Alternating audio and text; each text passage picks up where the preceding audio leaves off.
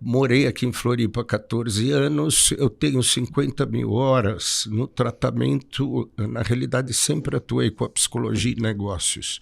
Eu tenho uma formação que é a primeira, administração de empresas, depois psicologia, depois a psicanálise, que é outro tipo de formação, outro jeito de pensar, e depois de alguma forma, fui buscar um doutoramento em neurociência e em 50 projetos fui aprovado no Hospital das Clínicas em São Paulo com o professor Busato, é o maior centro da América Latina de neuroimagem.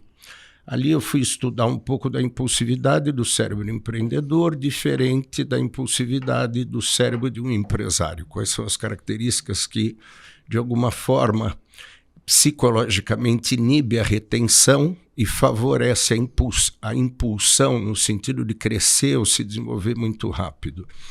Paralelo a isso, tirei algumas qualificações, mas acho que uma grande estrelinha foi o Notório Saber. Eu tenho o único Notório Saber em empreendedorismo aqui na América Latina, porque ajudei a educação, já na época que o Marcelo me conheceu, eu já tinha instalado o empreendedorismo na educação brasileira. Eu sou um vira-lata que me tornei dog alemão, então me construí no mundo dos negócios e, enfim, tenho um approach muito grande por produto e varejo. Fiz a Pacalolo se constituir como Pacalolo, para quem é mais velhinho se lembra da marca. Tive 4 unidades entre Rio e São Paulo, depois montei minha marca de roupa, que fiquei com ela quase 9 anos, a Body Plus. E existem os grupos dirigidos, são 22 anos, a gente já está no GD 73, grupo dirigido 73, eles ficam comigo 16 meses, uma imersão de 2 dias de imersão por mês, onde se tem o pacto de silêncio, de verdade, o Marcelo disse, passa por um processo são 5 testes, onde sociopatas não podem estar na sala. E aí, dentro disso, começa um trabalho terapêutico. Hoje tem um setting de psicoterapia bastante elitizado. Eu trabalho com algumas personagens aí que vocês conhecem no Brasil, grandes CEOs, presidentes, e ajudei algumas questões importantes, a venda do Bradesco, a compra do Bradesco pelo HSBC, fiz o manejo de cultura. Depois, Kimberly-Clark, o Banco de Talentos do Votorantim, a gestão one-to-one da Kimberly-Clark, que foi um marco importante. E, na curiosidade, porque quando me apresentam, usam um pouco das instituições. Eu treinei os juízes e os desembargadores aqui pela Images, pela Escola de Magistratura que está aqui em Floripa. Então, toda a região sul, Sul, Paraná e Santa Catarina. Então tive a oportunidade de estar com alguns desembargadores em sala em imersões de 3 dias. Aí tem um módulo que eu dou, que é um módulo de humanismo, para aproximar um pouquinho a questão. E aí eu saio do terno e gravata e venho para uma camiseta regata. Eu estava grande na época, um desembargador conhecido falou assim, você é o único marombeiro que eu conheço que fez. Então, um pouco isso, ajudei o Deltan a construir a Lava Jato, a primeira versão, depois reestruturar e mentorizo alguns deles que vocês conhecem. Um pouco essa é minha realidade, mas antes de mais nada, meu número 2 não é moranguinho, e eu não limpo o nariz com cotonete, eu sou igual a todo mundo. Então aí na parada. Pequeno currículo. Marcelo, obrigado pelo convite, cara, viu? Um prazer ver como você se constituiu, o nicho que você trabalha, para nós é uma missão muito importante. É muito importante. Eles representam 81% do PIB do Brasil inteiro, então temos aí uma missão que não é fácil, né? E desafiadora. Parabéns pela tua estrutura, obrigado. É um carinho estar aqui. Obrigado, viu? Obrigado. Vamos para frente. Obrigado. Então vamos lá. Ó. A gente tem aqui, né? O Nando, ele é autor de alguns best-sellers, entre ele o Empresários no Divã, o Empresários no Divã aqui, ó. Então, para quem estiver assistindo no YouTube, dá uma olhada. Para quem estiver assistindo no Spotify, depois dá uma gugada lá, tá? O Cérebro de Alta Performance. Esse Deujô eu costumo falar porque eu ajudei a série da Globo de sociopatas. E aí eu fui parar no jogo, porque aí tem um capítulo que fala sobre sociopatia. Ah, que legal. Ó, cérebro de alta performance, cuidado, né? Será que você é um sociopata? Né? Tinha um como que trata ele. isso daí? Tenho medo de fazer esses testes aí. Pessoas de resultado, e aí ele fala assim, né? O que, afinal, diferencia os bem-sucedidos dos fracassados, né? Enfim, e tenho aqui o inconsciente na sua vida profissional, o inconsciente que está sempre batendo na porta.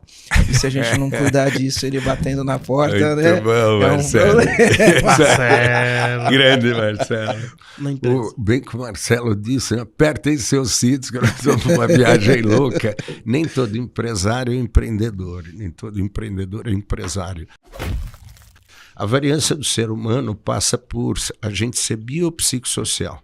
A herdabilidade genética representa na gente 50% do nosso padrão, em 3 níveis.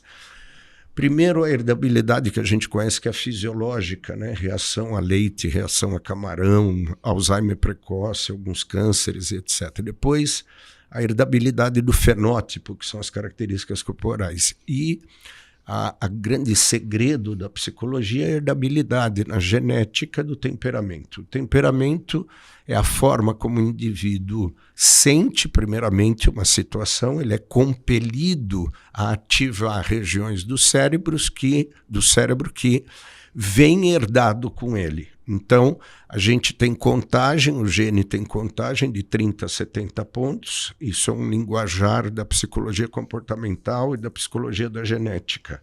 Tem uma contagem da pressão, uma intensidade. Então, eu posso vir com um gene, eles têm geralmente o padrão de 30 a 70 pontos. Então, eu posso vir com um gene, você tem o mesmo, e eu tenho lá 68, e você 32. A pressão numa determinada situação tua é como se fosse uma fogueira com álcool 40. Quer dizer, o estímulo acontece, mas você não se ativa. Porque ali numa região cerebral você tem poucas sinapses devido a essa herdabilidade genética. E um outro indivíduo, numa determinada fogueira, aquele 68, no caso que eu citei a metáfora, etc., fogueira de álcool querosene. Então, aquele estímulo ativa muito rápido, porque a área do cérebro responsável pela herdabilidade tem uma reação muito rápida. Essa sensação é compelida, aperta você para funcionar e faz você criar um pensamento sobre aquilo. Se você é menos ativado diante de um tipo de situação, o teu pensamento é leve sobre aquilo. Se o outro tem uma ativação maior, o pensamento é mais intenso, mais fatal. Se eu não fazer, e aí que vem o bichinho interno que a gente conversava aqui com o Marcelo, uma experiência que a gente passou junto. E num determinado momento, esses genes, hoje a gente tem 5 estudos sobre a genética do empreendedor, que são 5 genes. Um deles é o NR2B, que é o gene responsável pela capacidade de identificar saídas e ter visões. Então, no camundongo, ele tem o mesmo gene que a gente. Em estudos feitos para reação dos camundongos com o NR2B, num labirinto de 5x10, 50 camundongos estándares, que é o que a gente faz em genética, tem que montar grupo de prova e de controle. Né? Você tem que fazer experimentos de forma que você experimenta sem o gene e com o gene. E solta ele na entrada do labirinto com uma bolinha. Quando ele encontra, ele ganha doce. Tira ele, muda a bolinha de lugar, 50x10, ele vai tentar achar a bolinha para ganhar outro doce. A média, 3 minutos e 47 segundos. Quando a gente neutraliza o gene, um grupo de camundongos sem o NR2B, a média vai para 9 horas e 13 minutos. Quando a gente duplica, que é justamente o estudo de prova, pega em 27 dias, produz os camundongos com 2 genes NR2B. A média de tempo cai para 47 segundos. Esse gene, nos empreendedores, eles são mais ativos. 3,5% a 5% da população mundial possui uma personalidade inata, vem com uma inquietude. Um dos genes é a capacidade de escapar de situações. O outro gene é o Link1, capacidade associativa. Eu gosto de citar o caso da Balduco, o filho mais empreendedor, de personalidade empreendedora, Bom, mas para responder a tua pergunta, eu já fui longe, eu volto a falar disso se tu me perguntar, mas existem 2 classificações. Empresário é nome na junta, né? Então é uma função. Empreendedores por personalidade, 3,5% a 5% da população mundial, com uma variância biológica com 5 genes altamente ativos que juntos provocam aspectos de um tipo de temperamento. Inquietude, megalomania, pressão por falar, impulsividade por aquisição, impulsividade sexual, ataque psíquico, eles são muito acelerados, redução da necessidade de sono e muitas vezes a baixa tolerância aos feedbacks negativos. Um pouco de agressividade contra ele, por isso os autoboicotes, do jeito que constrói, destrói. Você deve estar acostumado. Esse cara faz o caos. Esse cara faz o caos. Ele causa o caos. Eu vou pedir pro Nando repetir. Quais são essas 5 características de novo? Acho que tem muito... Olha só, você que está ouvindo, presta atenção. Repete pra gente quais são esses 5 comportamentos. Os 5 genes a gente deixa de lado. O repertório que esses genes provocam no indivíduo adulto, megalomania, tudo tem que ser muito grandioso. Aí você fala, tá bom assim, tá bom. Megalomania, pressão por falar, eles não esperam o outro, aí são 3 tipos, né, de pressão por falar, redução da necessidade de sono, eles dormem pouco e se mantêm ativos, impulsividade por aquisição, ora é arte, ora é carro antigo, ora é roupa, ora é máquina, ora é estoque. São acumuladores. São um tipo de acumuladores. Impulsividade por aquisição e impulsividade sexuais. Baixa tolerância a feedbacks negativos, não que não sejam responsivos a feedback, eles ouvem e processam, mas na hora eles toma banho. E ataque psíquico. A mente é tão acelerada que eles vão, voltam, enquanto o outro está indo. E aí eles olham os outros assim, de esse é meia boca, é meio devagar. Eles têm essa... existe, vamos classificar, que eu acho que é importante, Marcelo, isso que você tocou. Primeiro, psicoterapeuta tem prefixo. Então não é terapeuta, porque eu posso ter o terapeuta do sono, de vidas passadas, de pedra quente, da coluna. Psico tem prefixo, e são 3. Psicólogo, a psicologia são 5 anos de formação e você aprende várias áreas da mente, da neuro e do comportamento humano. Segundo prefixo, psicanalista, aquele que vai se formar também com 4 anos de formação, 3 a 4, depende da formação, do papai Freud, né, que vai se ater a empresários, e aqui eu vou colocar empresários, líderes, como você citou, os CEOs, que algumas questões ocorrem na primeira e na segunda infância. Aceitação demasiada das figuras maternas, então todos os empreendedores por personalidade tiveram muita mãe, todos os líderes tiveram muita mãe. A mãe é responsável pela autoestima na psicanálise, até 7 anos de idade. Depois o indivíduo adulto fica pronto aos 25, quando a personalidade se fecha. E aquele núcleo, mamãe ou substitutas femininas que deram isso.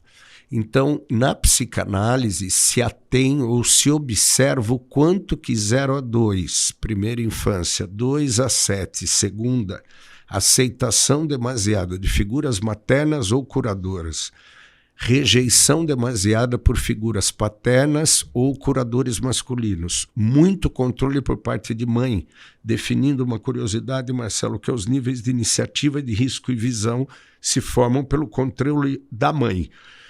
Pouco controle por parte de pai mais ausentes, provocando algumas questões ou não provocando. Então, quando o psicanalista pensa a mente de um empresário, de um líder, de um CEO, ele pensa o que está guardado e trancado lá atrás, que hoje pode estar trazendo alguns problemas. E, por último, psiquiatra. Psiquiatra é médico, e o médico pode medicar um psiquiatra questões neurais, alterando alguns tipos de hormônios que, de alguma forma, eles que são responsáveis por esse conhecimento. E aí, Marcelo, você toca num assunto que eu sofri tanto porque eu até hoje, né, alguns que eu trato em psicoterapia, eu sou psicanalista e psicólogo, até alguns hoje não falam para as esposas ou não falam para os seus sócios. Então, o que você trouxe, que é uma curiosidade, a gente tem uma área que é o coach. Coach vem de cocheiro da carruagem lá atrás. O cocheiro não pode levar o coach para qualquer lugar.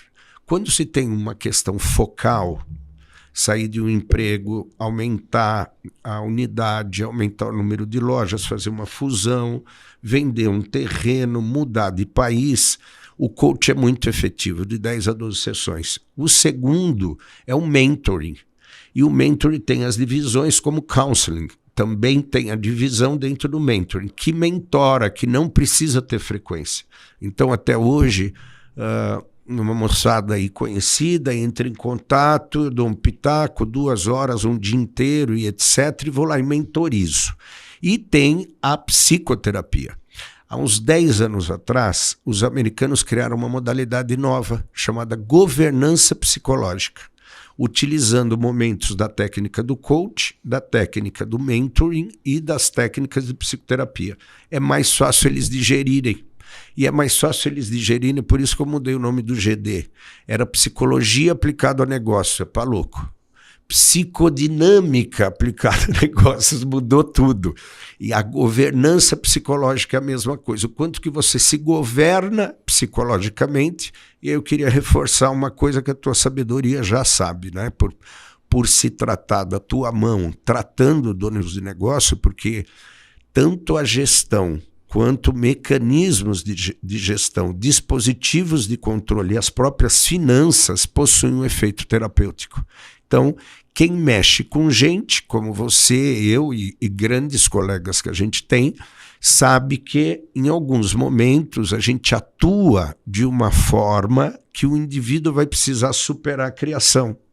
E aí tem um artigo científico na psicologia, chama telhado de vidro, que o cara ele chega até um tamanho e ele está olhando para onde ele tem que ir, mas ele não consegue. E a gente usa nessa máxima, o que nos trouxe até aqui não é o que vai nos levar mais à frente, nível, né? Isso quer dizer que num determinado momento a psicoterapia, por isso o Germano coloca a ideia de que grandes empresários ou players precisam dessa ajuda, né? Eu tenho 6 CEOs de grandes instituições no meu setting terapêutico. Então, de fato, para quebrar o telhado de vidro, ele ir para esse próximo nível... Porque ele está enxergando, só que ele bate e não consegue romper, né? Para estourar isso tem que trabalhar difícil. Psicologia. E tem uma frase... Psicologia, lidar com as frustrações. Exatamente. Entender o que aconteceu com o papai e com a mamãe lá atrás. Enquanto ele está repetindo. Só que você me beliscou com uma coisa, eu gosto de pilotar e tal. Uma vez eu vinha trazendo uma moto para cá, eu deixo uma aqui, e aí eu estava atrás de um caminhão daqueles... Tem aquele negócio que está escrito atrás, tem um mais legal que o outro, e dizia assim, fácil é falar de mim, difícil é ser eu mesmo. Então eles sofrem disso, né? Incompreendidos por ele e pelos demais. Na medida que isso se rompe, tudo fica mais claro. Então é importante a gente entender. Na psicologia a frase é, eu só vou com o outro até onde eu for comigo. Então chega o momento que a gente vai precisar mexer com a elaboração para elaborar toda a estrutura e a operação. Então eu sempre ousei, nunca planejei, e assim foi minha vida. É muito comum a gente ouvir esse discurso, mas chega um momento que o tombo já é de 2.500.000, não é mais 180 mil.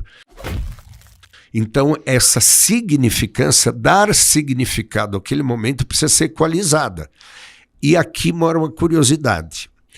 As mães são 4 tipos, então 0 a 2 e 2 a 7, a mãe que é tirana, muito exigente, mas não tirou 10, mas não vai fazer um tipo de empresário lá na frente, quando a personalidade está pronta, tem um bichinho que vai ficar aqui nele, que ele vai dar significado a uma situação que tudo para ele, de alguma forma, tem que ser perfeito. Então há sempre um critério de perfeccionismo na forma como ele empreende. E aqui vale o toque. Eu estou fazendo terapia aqui, você está ligado. Para quem se identifica com isso, acho que a frase é importante. Menos é mais e só o que é importante. A segundo tipo de mãe é a mãe de extensão. aquela mãe que cria tão bem o filho para mostrar para o mundo, ó, quem é meu filho? Fui eu que criei. Então a mãe de extensão constrói um empresário idealizado. Então ele vai para frente de uma loja, quando vai montar, e já estava bom aquele layout, mas vem alguém e fala assim, cara, hoje em dia você tem que lidar com LED. Imagina, já não tem... Aí ele vai lá e põe 280 painel de LED. Quer dizer, aquilo não vai cair na prova. Era desnecessário. Exatamente. Muitos deles eu percebo dentro dos grupos dirigidos ou nas imersões. A tua é de 3 dias? 3 dias. 3 dias. Nas imersões, a gente tem muitas vezes que segurar o cara em tipos de dinâmica que ele precisa escancarar como ele faz. Então tem dinâmicas estruturadas que não tem jeito. O povo, o subgrupo olha e fala, cara, você fez uma merda com isso aqui. Por quê? Porque eles são muito idealizados, inclusive para reforçar. Programas de reforçamento. Eu tratei um cara aqui que é grandão, o grupo 1.3 bi. 4 empresas, está conhecido aqui em Florianópolis. Cara, no final do ano ele foi dar um X1 para cada diretor, sendo que ele foi dar mais porque bateram. E aí o próximo ano? Não dá. Então, muitas vezes, o ser idealizado quer uma coisa antes da hora ou doa mais o que não precisa. O terceiro tipo de mãe é a mãe funcional, que é aquela mãe que não deixa faltar nada, mas falta um pouco de pele. Esses são empresários que têm a condição do autocuidado. Está caindo o mundo, mas ele sabe a hora que ele precisa descansar. E a mãe que dá muito afeto, né? Que tem aquele filme, aquele que o menino tem uma deformação no rosto, que ele usa um capacete de astronauta. Muito, filme, muito bom, esqueci o nome desse filme também. Esse filme eu chorei, cara. Esse filme é extraordinário. Extraordinário. Nossa, como eu chorei, cara. Aquilo... É demais esse filme, demais. Nem lembramos, né? Porque nos emocionamos. A mãe maternal, ela põe um sangue azul na criança. Quando a gente vai dar uns rolê de moto, entra na Argentina, elas têm uma gasolina azul no posto de gasolina, a octanagem dá 3 vezes mais. Então você enche um tanque, aqui eu rodo 250, com tanque 300, eu rodava quase 900 quilômetros, 800. Caramba. Essa é a mãe materna. Da pele, da carinho. Então a autoestima do indivíduo é inabalável. Esse é um cara que significa direito às situações. Então, para te responder, eu queria dar uma prática bem simples. Eu gosto muito de algumas figuras, né, gurus, que a gente também vai modelar, vai pensar.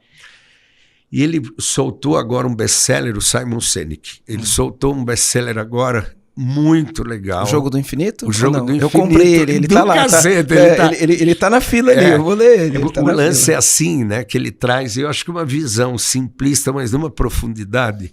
O segredo está em como o indivíduo nomeia a situação, ou seja, atribui um significado. Então ele cita, existem só 2 ciclos, o ciclo finito e o ciclo infinito.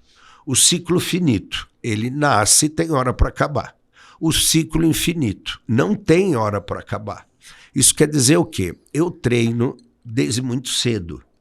Quando eu fico 1 mês sem treinar, por algum motivo, estou 15 dias sem treinar, o significado que eu atribuo a não treinar agora, se eu tiver um pensamento de ciclo finito, quer dizer, eu vou treinar até os 60 e vou parar. Isso não tem em mim. O ciclo é infinito, quer dizer, eu vou treinar porque a minha saúde depende disso. Quando eu paro 1 mês, quando eu paro 15 dias, de alguma forma preciso fazer uma cirurgia, eu não tenho a visão fatal. Quer dizer, puta, quando eu vou voltar? Porque é um ciclo infinito, você vai voltar, só uma contingência. Então um empresário que nomeia uma briga familiar como um ciclo finito, ele trabalha para se separar. Se ele nomeia um ciclo infinito, uma relação amorosa, qualquer briga, mesmo que você fique 5 dias na casa da mãe, é contingência de um casal. A mesma coisa é um negócio. A hora que ele vai construir uma fábrica, um galpão, abrir uma unidade nova, se ele tiver no senso de significância, como dar significado àquela situação, que é um ciclo finito, aquela operação, ele vai querer construir antes da hora, abrir sem estar pronto, inflar antes, onde não precisa, porque ele nomeou errado, porque aquilo é o negócio dele, ele não está colocando aquilo ali para viver um ano, é para viver um monte, de preferência vai ser a matriz aquilo ali. Quando ele nomeia o ciclo infinito, ele tem mais calma para empreender, ele vai mais devagar, ele vai de puxadinho. Quando ele nomeia o ciclo finito, ele antecipa o que não pode. Diferente, né? Eu trato um cara, por exemplo, a Sala fez a indústria, comprou a tal da Porsche, que é a moda, e puf, e aí foi lá, chamou um cara lá que é da família, falou, oh, vou comprar os terreninhos, vamos fazer dois geminados. Aí faço 2, se der certo, você já me ajuda com outro 2. Calma. Você está virando para o cara e nomeando isso como um ciclo infinito. Então você está criando uma promessa onde não existe. O ciclo é finito, constrói só 2. Se der certo, abre mais 2 e fecha, ou mais 4 e fecha. Então onde isso pega? O jeito que a gente nomeia uma situação, a gente significa ela com mais ansiedade ou com menos ansiedade. E a ansiedade é o pai do cego, porque o cego não vê. A ansiedade não permite ver o que pode acontecer. Então, a observação é fatalista, o ciclo é finito. Não é. A construção que se faz para uma empresa sustentável e saudável é um ciclo infinito. A primeira, vamos pegar a máxima, né? Ele tem que se autorizar de alguma forma se desenvolver. Para isso, por trás disso, tem a questão de ele precisa se colocar em primeiro lugar. Esse primeiro lugar, vamos considerar, tem um cara do existencialismo na psicologia chamado Viktor Frankl, que é um cara importante, né? E tem um livro bárbaro que nunca saiu super recomendado. Para que todo mundo pense. Existem best-sellers que não são divulgados, mas em busca de sentido, né? Em busca do sentido da vida, que é um troço bárbaro. E ele conta num determinado momento que o momento mais trágico, ele era um psiquiatra de Viena, foi pego pelos nazistas, foi para Auschwitz, aquele campo de concentração nazista, que começaram a matar com as câmeras de gás e com cremar. E aí, de manhã, acontecia revista. O sargento, sei lá quem, entrava e punha todo mundo, assim, um do lado do outro, numa fila, ia dizendo, você para cá, você fica, você para cá. Quem vinha para cá ia morrer no dia. Estava tão fraquinho que ele escolhia, então é quem ia para a câmara de gás ou que ia... E esse era o momento mais trágico do dia, que era sempre uma ansiedade muito grande. E o momento mais feliz, ele narra que à noite, quando eles começavam a voltar do campo de trabalho, eles ganhavam a mais do que a ração, um pãozinho. E esse pãozinho ele aprendeu a dividir no meio e ele sempre comer metade do pãozinho, quer dizer, metade para ele. A outra metade, ele pensava estrategicamente para quem que ele ia, o que ele ia fazer com aquilo, se ia trocar por um cadarço, por uma bituca de cigarro, por alguma coisa. Então, o primeiro segredo, eu acho que quando você sente que a saúde mental tem alguma coisa que não está deixando você dormir, que está te incomodando e que está provocando ações na tua vida que não estão sendo boas, esse é o momento que tu deve pensar. Pãozinho, para mim, significa outro tipo de ajuda que deve ser a prioridade, porque às vezes o cara ele não tem dinheiro para se tratar num processo psicoterapêutico, por isso chamo de governança psicológica, para romper o preconceito, mas importante é para ele. E quando eles descobrem, na minha experiência, assim, é muito simples, porque o dono de negócio tem discernimento. É mais do que os juízes, por exemplo.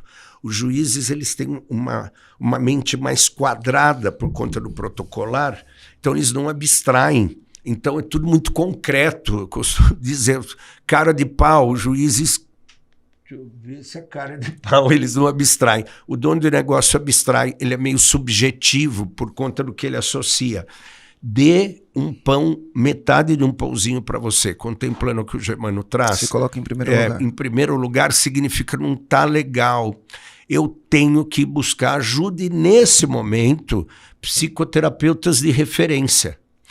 Não referência de fama, né? Referência no sentido, olha, o meu primo se tratou com um cara que foi muito legal, o meu tio tinha contado. Então vão atrás, porque as primeiras experiências, quando vocês estiverem com mais dificuldade, deslancha mais rápido o processo da aliança terapêutica, do momento que a psicoterapia encaixa. É fácil, em 3, 4 sessões já deu liga. Então é rápido coisas para acontecer.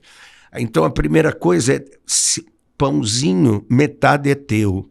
Tá ruim, relações afetivas, saúde mental ou prosperidade, a psicoterapia vai organizar questões lá atrás que não dá mais para ser reproduzida e que não é num processo de impacto que se consegue mexer. Esse é o grande ranço dos psicólogos, no sentido, né? Numa ativação positivista, o indivíduo muitas vezes precipita o que não pode agora, não que não deva. A segunda coisa que eu acho que eu separaria é quando eu devo buscar ajuda psicológica, psicoterapêutica, não só num coaching, num mentoring, num counseling, mas a psicoterapia, o EAG, o GD, o grupo dirigido, né? Existem algumas questões que é assim, o sofrimento é como se a gente colocasse uma régua, um gradiente de 0 a 10 e a satisfação, a realização de 0 a 10. Quando algo que você faz já há algum tempo, o sofrimento numa régua de 0 a 10 está ganhando da realização ou da satisfação, eu não consigo mais vencer, ele está sempre ganhando aquela sensação ruim, é hora de mexer. E a terceira coisa, existe um termo na psicanálise que é a sublimação. O que é sublimar? São dos 13 mecanismos de defesa, a sublimação é o mais sublime de todos, é a Ferrari, que precisa ter 3 elementos. A orientação por um desejo inconsciente, né? Os psicanalistas estão me ouvindo, eu não fui redundante, é só por uma questão didática, porque desejo sempre é inconsciente na psicanálise. A gente não pode revelar o teu desejo antes da hora e nem o teu antes da hora, tem que vir do paciente. Porque às vezes a gente deseja coisas que a sociedade não acolheria. Então, o desejo inconsciente significa... Eu vou contar um caso aqui. Daqui de Floripa, que a empresa está ali na BR. Desejo inconsciente, reconhecimento narcísico, Germano, você é o cara, meu Deus, isso aí... Brabo, procura. Hoje com a internet, né? Esse é brabo. Esse é brabo, reconhecimento narcísico. E rentabilidade e lucratividade. É preciso sobrar, além do leitinho na geladeira, e é preciso produzir. Não é pôr um dinheiro e acordar mais rico. Então, mexer com a mão, com o intelecto. Esses 3 aspectos são orientação por um desejo inconsciente, reconhecimento narcísico, você é o cara, e produtividade, ponho minha mão no mundo, ou minha mente no mundo, e isso faz com que sobre mais dinheiro do que eu pague minhas contas. Olha só o caso. O pai era caminhoneiro. O pai, por uma questão de preconceito, não queria que o filho fosse. Saía domingo à noite, voltava sábado na hora do almoço.